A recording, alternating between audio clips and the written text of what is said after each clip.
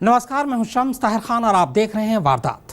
जिधर देखो वहीं गुजारिश, वहीं अपील, वोट जरूर दीजिए। एक अच्छे और मजबूत लोकतंत्र के लिए वोट जरूरी भी है, पर क्या सचमुच हम सब लोकतंत्र की हिफाजत के लिए ही वोट देते हैं? क्या जात पात, इलाका, जुबान और धर्म की हमारे चुनाव में कोई अहमियत नहीं है? बिल्कुल अहमियत है, और यही कड़वा सच है। और इसी अहमियत को देखते हुए हमारे नेता ऐसी कड़वी कड़वी बातें कर रहे हैं कि सुन सुनकर कान तक सुर्ख हो चुका है। पता नहीं अभी और कितनी जहरीली बातें सुनने को मिलेंगी। मैं कहती हूँ मुसलमान बहुत सेक्युलर है और मुसलमानों को कम्युनल होना पड़ेगा। पहली बार मुसलमान कम्युनल नहीं है, अपनों को नहीं देता है वोट। अरविंद केजरीवाल आपके अपने हैं, हम तो कह रहे हैं सेक्युलर बहुत हो गया मुसलमान। आप कांग्रेस को जिता रहे हैं, किसी और को आपको नुकसान कर रही है।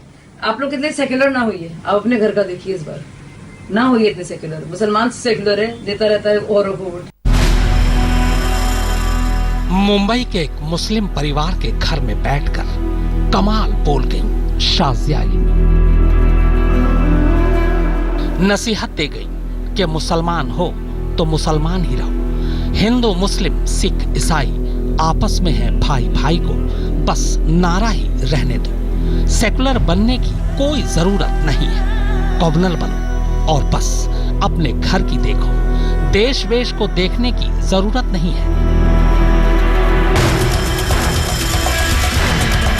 पता नहीं पर किसी ने क्या खूब कहा था कि हम जिन्हें अपने बच्चों का गार्जियन तक बनाना पसंद नहीं करते, वो हमारे नेता बनकर पूरे देश का गार्जियन बन बैठते हैं। शाजिया इल्मी ने वही किया है। नफरतों के तीर के बीच उन्होंने नफरत की एक और कमान खींची। यह हकीकत है कि त्योहार लोकतंत्र का है और हार जीत अहम है। इस त्योहार में एक की जीत दूसरे की हार का दर्द लिए आती है, मगर इस हार जीत के लिए हिंदू, मुस्लिम, सिख, ईसाई, तिवारी, कुरैशी, चौरसिया, मिश्र, पांडे, खान, सिंह, चतुर्वेदी को बांट बांट कर वोट लें तो बटा हुआ हिंदुस्तान ही तो हिस्से में आएगा। फिर शाजिया ऐसे बयान देकर किसका भला कर रही है? मुसलमानों का, देश का, अपनी पार्टी का या खुद का?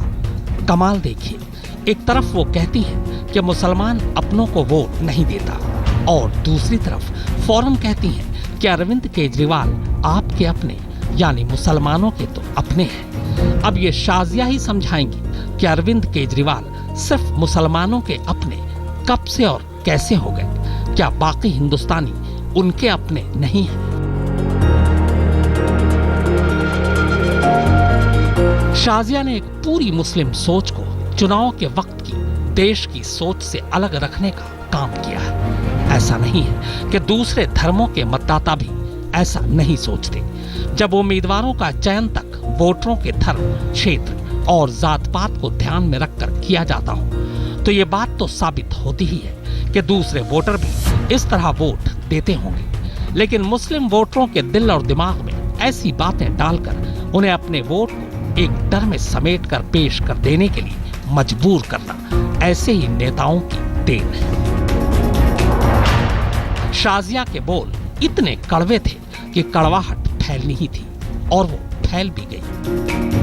देखिए, शाजिया इल्मी ने जो बयान दिया है उससे पार्टी का इत्तेफाक बिल्कुल नहीं है और पार्टी का मानना है कि इस तरीके के शब्दों का और इस तरीके की राजनीति में से बचना चाहिए और इस तरीके की बात नहीं करनी चाहिए। पार्टी इस बारे में जो है बहुत संजीदा है। आपने देखा होगा, हम ना जाति पर ना धर्म पर किसी भी तरीके की राजनीति नहीं करते। हम सिर्फ ईमानदार बनाम बेईमान की राजनीति। बंद कमरे की बात जमाने के सामने आ गई तो शाजिया के भी सुर बदल गए।